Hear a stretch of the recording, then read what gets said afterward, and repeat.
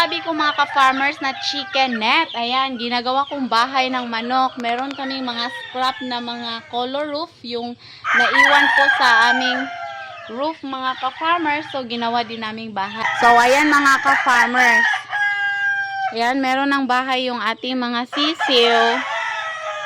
So, itong dito, ito yung chicken net na ginagamit po natin. Alibakabuka na po mga ka-farmers.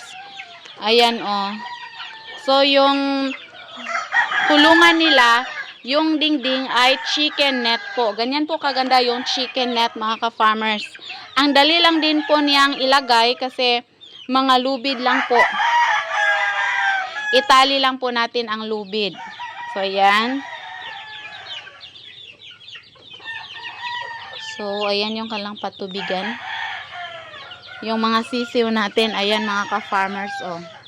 So, ganyan po kaganda kung meron tayong chicken net. Kasi yung mga sisiw, pwede na andyan lang po sila sa isang lugar. Hindi na po sila palaging paggala-gala mga ka-farmers. Ayan. So, para sa mga ka-farmers natin na gustong mag-avail ng ating chicken net, maglalagay na lang po ako ng link sa ibaba or sa yellow basket mga ka-farmers.